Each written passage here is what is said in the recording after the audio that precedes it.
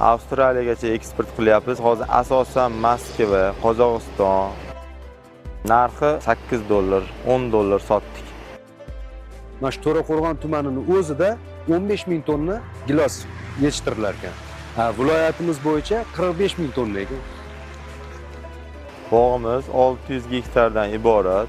Bundan 500 gektari gilos navi. Gilos 8 xil sorti bor bizda.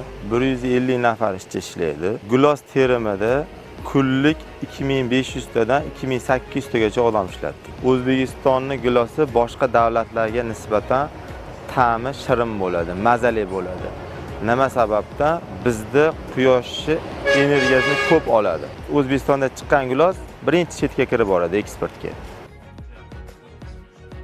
Biz Mingbuloq tumani Gurtepa qishlog'idan kelib, shu bog'da giloslarni terib, hissamizni qo'shyapmiz davlatimizga. Ertalab 5 ta Damasimizga o'tiramiz. Yetib kelamiz, 5 ta baydan chiqamiz. Issiq ovqatlar, issiq choylar bilan ta'minlashyapti. Pullarimizni vaqtida berishyapti. Qancha ko'p olsak, shuncha barakali. Peshona teri qilib mehnat, halol mehnat bilan olganimiz uchun barakali pullarimiz. Sezonlarda rosa 400 mingdan to'lashdi. Bir kunda 500 ming, 600 mingga ishladik.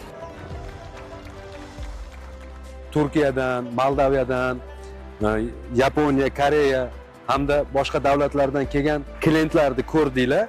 Ularda eng haligi kalibri kichkina, ya'ni 22 dan 25 gacha bo'lgan kalibrdagi giloslarni ham hatto ozmani $4 dan olyapti. Kalibri 28 dan 29 gacha bo'lganlarini bular hozir $6 dan olyapti. Shartnomalari bor. Oldingi 10 yillikda olib qaraydigan bo'lsak, viloyatimizda o'zida meva sabzavot mahsulotlarining eksporti juda ham ulushi kam bo'lgan yoki bir to'g'risini aytganda 20-25 million dollar atrofida bo'lgan xolos.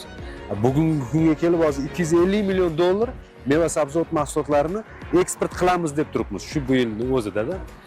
Endi ayni mana shu bugungi kunda boshlangan mevalarimizdan gilos, mana shu o'rik, chesnok, qolaversa mana 5-10 kun ichida yana qo'shiladigan meva mahsulotlarimizda mana shu shaftolilar pishadi. Biz ayni mana shu mevalarimizni o'zidan yaqin bir 70-75 million dollar atrofida eksport qilib olmoqchimiz. Mana shu To'raqo'rg'on tumanining o'zida mana shu gilos sezon paytida yaqin 5 mingdan 10 ming odam ish bilan band bo'ladi. Har bitta ayol o'rtacha bir kunda 500 ming, 600 minggacha pul topar.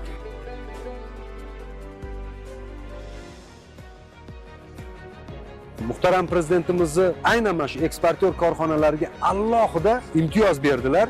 Qanaqa mana shu mahsulotni upakovkasi, ya'ni bizda qadoqlash deymiz, qadoqlashini chiroyli holatda eksport qilgan kilosiga 3000 so'mdan subsidiya pullarigacha ajratib beradi. Bu eksportyor korxonalarimiz uchun juda katta nima deydi, imtiyoz deb bilamiz.